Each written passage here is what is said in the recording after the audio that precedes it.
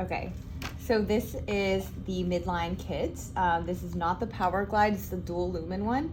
And some would argue it is the trickier one. So we're gonna show you how to use it. This is everything that comes in the kit. Don't forget, on the outer part of it, you have your flushes. So don't throw it on the floor. So here is your Midline. It's really long and it has this like thin wire inside of it and your two lumens. Stiffening wire. A stiffening wire.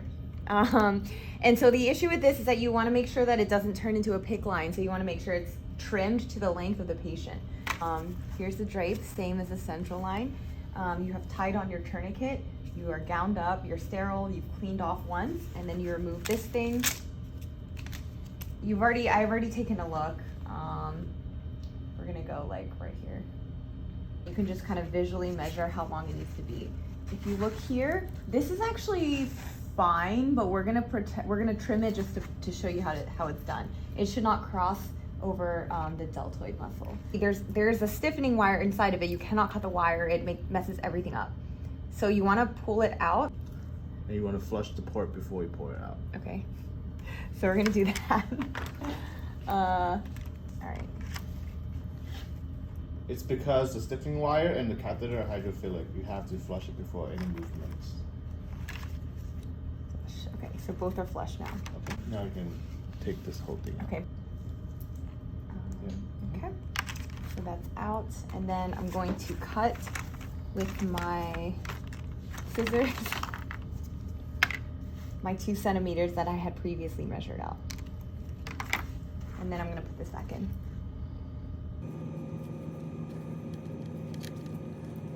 And then you want to make sure you pull back. So I screwed this back on and you want to pull this back through here so that it doesn't have any wire coming out. There you go. All right, so this guy's ready. It's flushed and ready to go. So we want to go through the rest of our kit. So you'll have another one of these guys. You'll clean again, discard. And I like to set it out in the order that I'm going to use it. So step number 1 is going to be my needle. So I actually usually just do the needle. I don't even put the syringe on it. You know, like with a regular central line, you usually have a syringe. I'll literally just take the needle, and when I get blood back, that's when I know I'm ready to go. Where's my wire? There's a little blue cap on here. You can just take it off. And sometimes I actually will just take the entire thing out. I guess I'll just do that now. As long as you have a big enough sterile field, because this one doesn't have like that handy thing that you could use to feed out like the central line does. So the next step, you have your scalpel. I will not be cutting this mannequin, but on a real person, sometimes they have really, really thick skin. And so you do need to make the tiniest of nicks just to put the catheter and the rest of it through. So next you have your dilator slash like this thing, which wraps around the dilator. I will show you basically how this part works later. It's probably the trickiest and most annoying part of the kit. It's called the dilator and the introducer sheath. Yes. Okay. So usually when you're doing this, the blood will actually just come out at you. But I don't know if Thin Man's gonna do that. Okay, so once you have access, so you then feed in your wire. Whether it's still inside that sheath or not is up to you, and depending on how much space you have.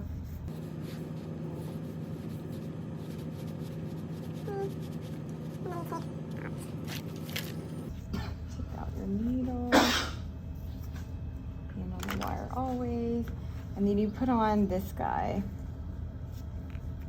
So put the whole thing on. Okay, so I like to preload it, and then theoretically I would cut on a real person just because this is a fake person, so we can just shove it in there. So you just, same technique as a central line, you kind of push in from the base. Just get it all the way in there. All right, so they put it till it's basically hugged. Remove everything. So this thing comes unscrewed right here. This orange part has to stay in. So your introducer sheath is going to stay in there, which is going to maintain access to the vessel while you pull out everything else. So you unscrew and you start pulling out all of this. And key thing is to keep a finger on the wire as well, so you don't leave the wire on the patient. So all of it comes out. And now this is where they start gushing blood everywhere, and there's nothing you can do about it. And so now you can place your midline. Hold that as well. This is the really annoying part. So now you take this orange thing and you snap it. So you're pulling like this. Snap it open like that. And then it just peels apart, but you're pulling out like this. But the important thing is to make sure that this is advancing at the same time. So you're not ripping out the whole catheter. See how it kind of comes out a little bit? It's cool. And just kind of push it back in there. Pull some more. Oops. Push it back in there. Just make sure when you are peeling the orange pieces, they're not breaking inside the patient's skin or so. Yes, and just pull really gently. You don't want to lose anything inside the patient either. In there. Pull. There you go. And then it's out. And make sure you have all complete pieces. And then at this point, you're going to start getting blood return. Make sure everything's clamped. All right, so then you pull that and then clamp it. And then you have your flushes ready to go. The dressing kit is also fancy. It sits here. This is gonna sit like right here, right? You see where it has a space for it to nestle in there? Yeah, it's not sticking to his skin at all, but that's okay. There we go. We'll pretend like this is sticking, and then you take this and you snap it on there. Snap, okay. And then, I guess we could have done this part first. Here's the skin protectant prep pad that you can wipe. Huh? It'll help this Tegaderm stick better. So you take the whole Tegaderm off, and then you see how there's a notch right here that'll go like that. Make it neater on a real person. Take this off, and then you're done. That's it.